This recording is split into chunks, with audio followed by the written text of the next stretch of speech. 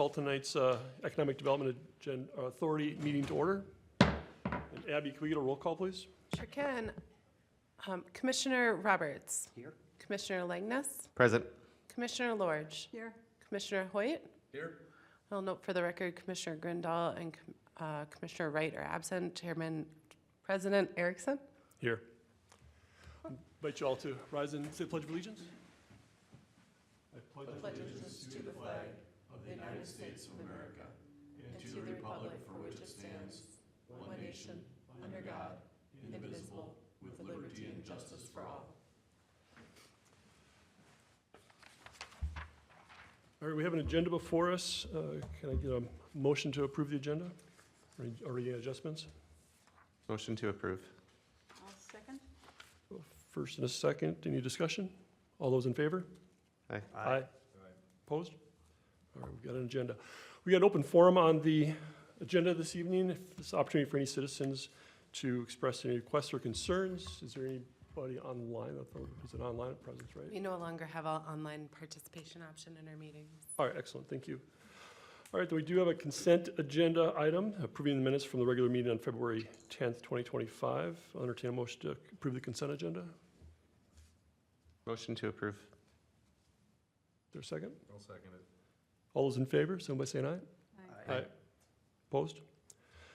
All right, regular agenda item. So we've got a GLG Forest Lake Properties LLC purchase and pre-development agreement First Amendment. And Abby, are you walking us through that, or Yep. Mark? Okay, great. Thank you. In August, the EDA approved an enclosed purchase and pre-development agreement with GLG Properties, GLG Forest Lake Properties. As a reminder, this was an agreement to sell the 280 Broadway Avenue West property for future expansion of the Spike and Hool site. As part of their due diligence, GLG determined that they found a telephone line that wasn't disclosed across the property. It wasn't something that we were aware of, and it took quite a bit of time to figure out whose line it was and if it was servicing anybody before the line could end up being disbanded. The prospective purchaser was just concerned that that could have become an impediment to the development if it was a line that was actively servicing any of the users, particularly, most notably, US Bank. He didn't really necessarily want to shut off the connection to them. So what tonight before you is an extension just to finalize the sale. As a reminder, there's several different goals goals and objectives of the city that this sale would help fulfill. Included those in your packet. They've agreed to enter into the amendment to develop the properties as discussed and agreed to with the city by 12/31/27. Once this is approved, the sale is finalized, they are making application for the site plan review. You would probably see work occurring on the site this year. They will be well in advance of that 12/31/27. And then as a reminder, if they don't actually fulfill those obligations, the property would revert back to the city. So staff does recommend that the EDA discuss, and after discussion, move to enter into the enclosed First Amendment to real property purchase and pre-development agreement with GLG Forest Lake Properties LLC with minor modifications as needed by the city attorney. Any questions? Any questions for Abby? I'm just curious, what did they find out about that telephone line? Was it- It doesn't appear that it's servicing anyone. The challenging part is just we had no record. We think that it probably maybe went in during the Broadway Avenue reconstruction project, but there was no city record of it going in. The pedestal for the telephone pole was right next to the light pole, and so it just kind of looks like it might have been a little bit of a renegade service. It was most likely serving the elevator before the current landowner purchased the property and had been disbanded quite a while. Any other questions? Then I'll make a motion that we enter into the enclosed First Amendment to real property purchase and pre-development agreement with GLG Forest Lake Properties LLC with minor modifications by the city attorney. Is there a second? I'll second it. Any further discussion? Hearing none, all those in favor of the motion, signal by saying aye. Aye. Opposed? And the motion carries. All right. So Abby, I think you're taking on the next one as well? the, Yep. uh, I'm your host for the roadshow tonight. Awesome. In November, staff presented the EDA with challenges associated with the EDA's current Commercial Improvement Incentive Program. Some of the constraints that I noted at that time is that I noted that the program's just not being used, and I attributed that to what I could assume was a couple different things. One, lack of marketing, just plain and simple. The city has this just buried on the EDA. The city has this buried on the Invest in Forest Lake website. The second was there was a limited number of properties eligible for this, really broadways along Highway 61 and Broadway downtown. But when people don't know it and don't know they're eligible, no program used. Then when you actually kind of take a look and the processes and procedures for the administration of the program, it was really cumbersome.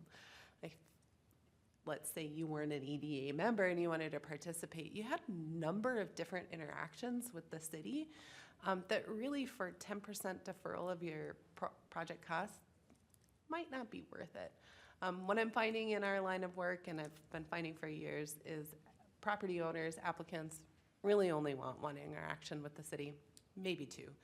And so what I've done is worked with the city attorney to modify the program, not only to streamline those processes and procedures, but also to make the program eligible to all non-residential or commercial industrial properties in the city. Essentially, if you produce a tax base and a commercial industrial property, you're eligible for this. Also, as you might remember, worked with the chamber and the county EDA to expand some marketing materials for businesses. And this is now being highlighted in that brochure. Just finding different ways to help market the program after a amendment is something that we're working towards. So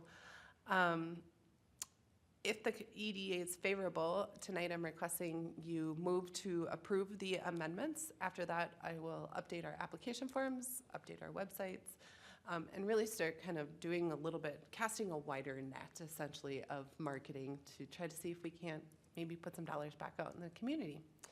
So I recommend you review and discuss, and after all discussion, I would recommend you move to approve the Commercial Incentive Improvement Program updates. Any questions? Have you thought about direct mail? City letterhead, so they open it? Have not, but that's certainly something that we can look into to see what those costs would be. The EDA does have. Because if I'm dollars. downtown, I'm running a business, unless somebody, physically comes and tells me, I'm probably not going to the city website for anything No. unless there's a problem. And that's the thing that I've been finding is there's lots of projects that have been eligible, but we're catching them too late. We have to catch them before the project starts. And so that's where I do think, I certainly can look into that as an option, for sure. I just, you get the letter and it says City of Forest Lake on it, you're gonna open that up because you're probably thinking there's a problem. And then, Why would you just assume? because I've gotten those letters on We've used the program, I think, twice. We did it at 59 North Lake Street, and we did it at, 407, where Golden Ash and Nothing But Hemp is. And it worked out great, I mean, but you have to spend 50 to get 10. You have to get 5, because it's a 10% to program. get 5. Yep. So we were the old chalet, remember, it looked like a Swiss Miss chalet, we took that whole facade off. I mean, well, that's the only way to describe that. It was kind of an icon in town, I felt bad tearing it down, but I think direct mail might be a little, to the, owner of record, Yeah. might get you a little more action with that. What I might be able to do, we might be able to do some target mailings too. I can pull assessors data for commercial industrial properties, and we can actually probably look to see whose valuations are being decreased and maybe trying to do some incentive might be something. But I'll look into what we could, kind of some options for that, and bring that back to see if you have any preference for where those mailings go. I think a mass mailing right now might be too much, but yes, certainly can. Is there any interest on the EDA's part to increase that, incentivize them to do more? Or a higher, more of a match, I guess, not match, but A reimbursement. Kind of along that line, I was just going to ask, how does our program as it sits today from a reimbursement standpoint match up against maybe other communities of same or similar size, new programs they have? There isn't, I mean, I'm not aware of as many communities that do this. I haven't done the research to know, but I would say it's probably low, especially when we have a max of $5,000. You know, I think increasing that, if you increased it to 20%, where somebody's getting 10,000 back, that's pretty substantial cost. But that also then limits the program. Each year you only have about $50,000. So if you did max out, you know, you'd get 5 projects. But that does incentivize, you know, some significant dollar investments in those and properties. historically, have we even come close to 5 projects a year since we've started this? No, but I also, there just has not been the marketing. And that's where, I have had people reach out. So one landowner with 2 properties that were not eligible, my intent is to go first to them. You know, my hope is that we catch them before the work occurs, right? And then we're able to kind of streamline that system that way. My recommendation would be, let's see what happens this year. And then I think take a look at whether or not in '26 we'd want to increase that amount. But that would be 10 projects. Do we think we have 10 projects this year? I don't know. I Arguably, probably personally, I'd rather see it higher and incentivize people. I mean, we're already in the first quarter, you know, I mean, it's. Yeah, yep. I think that we probably have the bandwidth to, if we had 5 projects going this year, that would be a pretty significant win, I think. So personally, I agree bumping it up to something higher. I was gonna just make excuse me, I was gonna make the note a little bit later that I'm included in the dais tonight for your reference is a 2024 EDA annual report. It's kind of, I think, the first time you might see something. Sorry, it's not on glossy paper, but it's a first stab. In 2024, we only had 15 projects that exceeded that $250,000 level. So, you know, we might have a lot more projects that have a smaller investment level, but there aren't that many projects annually that are kind of putting big money in. Granted, this program wouldn't, you know, we kind of cap it at that, at 20, right now it's 10%, 5,000. So if we increase the 20, we'd need to determine if then we're going to that 100,000 mark. That makes sense? That would have to be. Is my math doing right? I didn't follow your math, but if I could interject, Mr. President, just from my own experience, when I got to Centerville, you know, they were just starting up an EDA. They wanted to look at a facade grant program. I stole White Bear Lakes, as cities always do. We steal from each other. That's the best way to do it. And theirs was a 3-to-1, so, you know, 25% match. And we rolled with that for a little while. Didn't get any takers. Went down to a 2-to-1 match. Didn't get any takers, so we went to a 1-to-1 match and got a couple of projects off the ground. I'm not suggesting you go from 10% to 1-to-1, but I think, you know, it's certainly within the realm of, you know, you're asking, are we higher or lower than most? But I would say we're quite a bit lower than most of these programs. I think, quite frankly, it does just come down to whether or not people are, I think the appetite for people on paperwork to get money, I mean, you saw during the pandemic, people wouldn't even fill out a 1-page thing to get free money. I mean, it's people's appetite to do some paperwork to get a little bit of money is really, really low. That threshold is like, I don't know, you gotta give them a fair amount and you gotta keep the paperwork to a minimum. That's been my experience, but. Have we ever considered a different category? Since we're looking at facades and dressing up our downtown, there's certain shop owners that don't have enough money for a $50,000 refacing.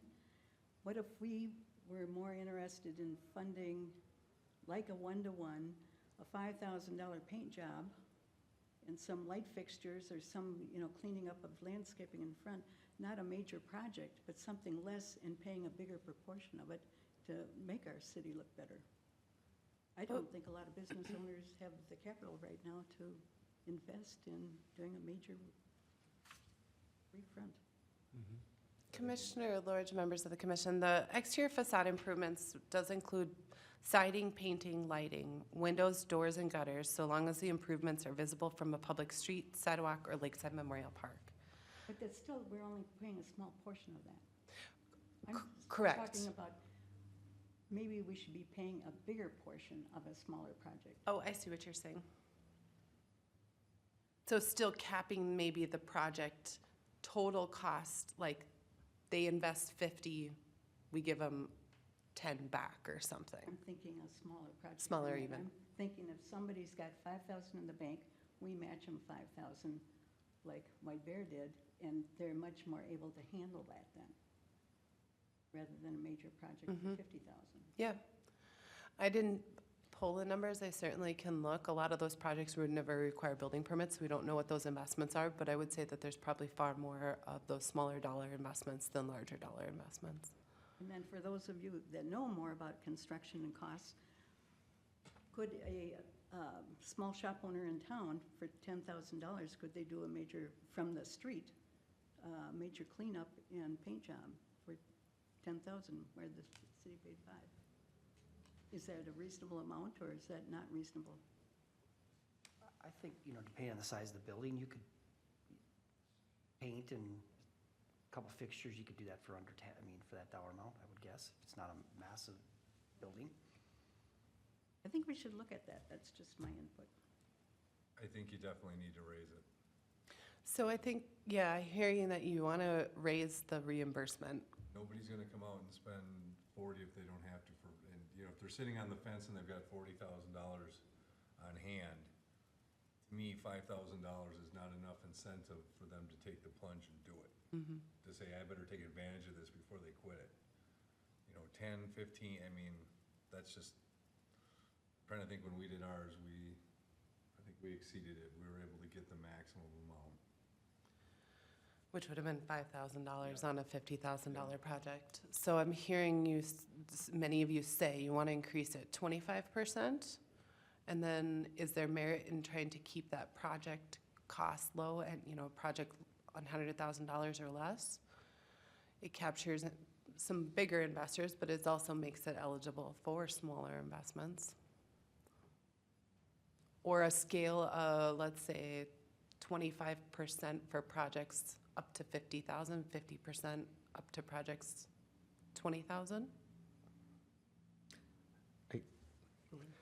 I think if I were to suggest, and we're gonna do a scaled thing like that, where there's a higher percentage for a lower amount, instead of incentivizing them to cap their total cost, say that the first 100,000 is at X% and above that is at X%. Does that make sense? Yep. And then you're not disincentivizing. $100,000 project would burn through everything we've budgeted this year. So I think we'd want to figure out what that top cap would be to know that we're not necessarily, one project is, When's the last time it was used? I'd have to look. In my time here, it has not been used. So almost A 3 while. years, yeah. Would you like me to explore a couple different options and bring something back for you next month to kind of look at, you know, maybe what industry standard is, or even go through some permit records to see what some past investment is? Or do you kind of, I mean, is a goal to just use the money, doesn't matter if it's one project or it's 10, or is the goal to maybe try to get it into, you know, many hands? Well, I think that's a great question, and it's really kind of us deciding what does a win look like? Is it making sure that the money is spent? Or is it making sure that we have X number of, you know, or you know, designing it so X number of projects happen? So I guess from that perspective, what would feel like more of a win from an EDA perspective? Isn't our goal to beautify the downtown area? So I think that is part of it, but now that it's expanding, I think if you, the more properties you can touch, the that's more of a win, I think, than just doing one major project, which, is, we're willing to do that, but if we can touch more and do more, in this case, beautification or enhancements of exteriors, I think that's more of a win than just one building in town that would use up the whole budget potentially in 1 year. So I don't know how you could craft that for that outcome if that's the desire of the rest of the EDA, but. Well, from that perspective, I would think that having a higher, like closer to 1-to-1 on a smaller, like say a $10,000 project or 5,000, whatever, I mean, that would move us more in that direction from my point of view, where if we go from 10 to 25%, but we also raise the top end of the funding, you see you got to spend 100,000 to get 25, that's probably not going to get us to that end. That's just, my thought is just touching more properties than less, but maybe, I don't know if that's. Other opinions about what a win looks like on this project? I think anything is going to be a win over where we've been at for the last few years. So if that meant one project, I would say that is a win. But my preference would be to touch multiple projects if possible. And so if we can incentivize smaller amounts, or at least the first portion of an amount at a higher rate, I think that is a good direction to go. I also like the idea of doing some direct mail and maybe promoting the program. I just need to get the word out easier and faster. And in that mailing, you could put down, if we agreed that we could go 1-to-1 on smaller projects, you could get that word out there then, If you're not looking for a major remodel, how about painting your front? And it would be nice if you can get like one side of the street all harmonious in their plantings, and then that could be part of it, to match them up. And so when people are coming and walking along, there's continuity in the look. And we had talked about a look for downtown back when we were doing the major downtown project. Maybe that's when we bring in the new kind of street signs or business signs, something like that. Anyway, I think that should go in the letter too, after we decide if we're going to do that. Member Hoyt, any opinion on what a win looks like? It'd be great to touch as many people as possible, but if somebody shows up with a good refacing plan, that's gonna take all the money, so be it. A first come, first served kind of an operator, would be my thought.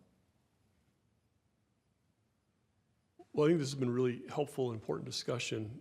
Now, we do have a draft update in front of us that expands the boundaries of this thing. I guess, can I put out for a suggestion that we maybe move forward with expanding this to the broader boundaries of Forest Lake, and then have staff come back with some ideas based on other communities of, hearing our feedback, what, might make sense for our next EDA meeting?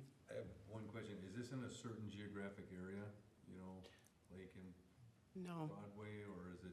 It used to be. It used to be, when we did it, that's where it was, but now it's citywide? That's what this motion, or if somebody makes a motion, we can get there. That was the discussion in November, was trying to expand it citywide, that any commercial or industrial property would be eligible. And so I think it's, do we still want to expand it to all commercial industrial? And then I think that's maybe that first, that's the question tonight. And then I think really more than anything, what I would need to do is probably tweak the parameters a little bit more to try to, what I'm hearing a majority of you kind of saying is, we want to touch more, and we want to hit some of those smaller projects that can have a big impact. Frankly, if somebody's got $100,000 in the bank, 10% of that's really not that, it's still a lot of money. $10,000 is still a lot of money. This isn't, I don't think, who the program was intended for. It was really trying to get some of those smaller projects and encourage them. Then I think what I would do is maybe ask the EDA then to table consideration of this, and I can bring back a couple different, maybe it's 3 scenarios. If this, then that. If we implemented 25% for projects up to this amount, this is about how many we might be able to meet, or something like that, and then you can kind of figure out which one we want to go with. I also heard Commissioner Lord bring up landscaping, which is not currently in here, so I think we'd want to maybe just touch on whether or not we'd want to include some of that permanent, if permanent landscaping would be an eligible expense. Did I hear you correct, Abby? You said you'd prefer this be tabled rather than have what's passed? I would prefer at the moment we table it, just so that I can retool the program and we're not necessarily updating piecemeal, that we update the whole thing all at once. If somebody came in right now and wanted reimbursement on the 10%, I think I would start that process with them. But I think if we're gonna expand it to a 25% or a 50-50 for lower costs, I'd really wanna make sure that all those updates are all packaged together at one fell swoop. Do we need a motion to table then? Yeah, it would be a motion to table. I'll motion to table until staff has prepared further to bring back to us at a future meeting. I'll second it. We have a first and a second on tabling. All those in favor, signal by saying aye. Aye. Any further discussion? Oops, I should have done that first. Anybody opposed? All right, we'll table it. All right, so next on the agenda then is a conversation about a joint workshop with City Council. We got a few dates in front of us, and I know I personally had a few conflicts, so I gotta pull my calendar up. So included in your packet was a few dates trying to schedule a joint workshop between the EDA and the council. The predominant item on the agenda is Headwaters 123. The EDA's work plan talks about kind of really analyzing the Headwaters 123 and trying to figure out where we're kind of going in 25 and beyond with Headwaters 123. But since I've had discussions with the EDA and briefly with different members of the council, there's just in general some kind of consensus building between the EDA and the council that's being sought, as well as just kind of retouching on that next few years' work plan. So I threw out a few dates: Monday, April 7th, Tuesday, April 8th, Thursday the 10th, Tuesday the 11th, Thursday the 17th. This would be an evening, maybe a 6 o'clock meeting or something, couple hours, hour and a half, couple hours. Whole idea, just bring these two bodies together to kind of workshop a few different items so that it helps really update the EDA's work plan, but also provide some direction to staff on a few pretty big ticket items that we need to start working on. Are there dates that just don't work for folks? And you're talking about Tuesday the 15th, right? It looks, yes, yes, yes. We're not gonna have it on a Friday the 11th. And what time of day? In the evening, probably a 6 o'clock, 6:30. Thursdays don't work, then it's the Lions. Okay. What is your conflict, Leif? The only three that are options for me are the 7th, 10th, or 15th. And since Jenny can't do the 10th, so the 7th or 15th. So the 7th through the 15th. I would move for the 7th, the sooner the better, I think, on this. 7th would be great. Sure, I'll talk with the council tonight as well. The idea being I want to get the most of you present, right? I know we have 2 members not here tonight, but ideally I want a majority of both bodies. So I'm hearing the 7th or the 15th. I would prefer sooner than later as well, but selfishly, if we had another week, then it gives me a little bit more time to prepare, so. I believe all the dates work for me. Okay, thank you. I'll keep you posted. You should see some correspondence by the end of the week with setting that on everyone's calendars, so after I talk with the council this evening. Perfect, thank you. All right, so then updates. Start with Abby. The only thing, for those who haven't met, Mark Stotz, our new administrator, is here. I think he went around and met everyone. A couple other business-related items. You should have received an email from me about the April Chamber Mixer that's being hosted by the county and Forest Lake Area Schools Career Launch Program. If you're able to attend 3 o'clock on April, the first Thursday in April, let me know. I'll sign you up. I know Commissioner Lord and I will both be there, and so there'll be presence from the EDA, but just extending that invitation. And then also on the dais tonight is kind of our first attempt at making a little bit of an EDA annual report. It's a part development summary, part these are the activities of the EDA, but really trying to start summarizing the kind of community and economic growth of Forest Lake.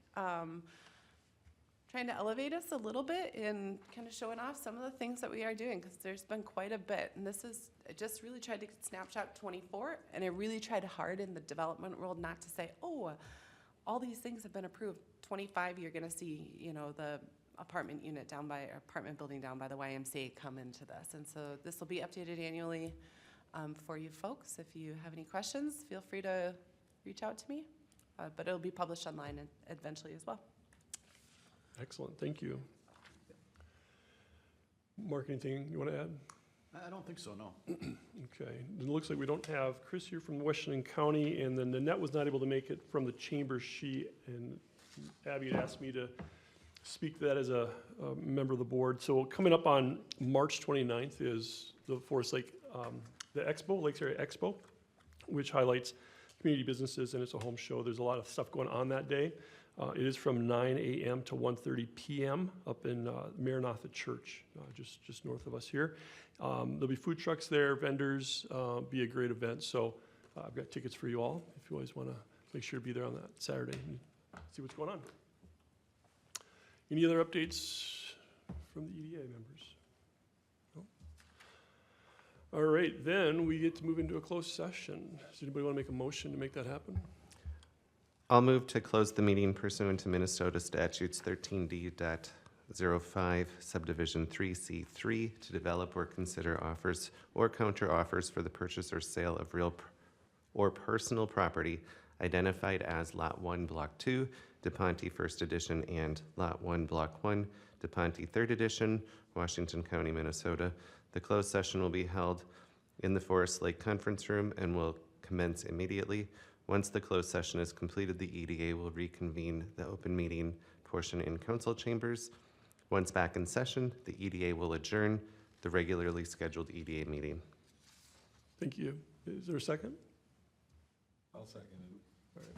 We have a first and a second. All those in favor, signal by saying aye. Aye. Aye. Opposed? And we're moved into closed session.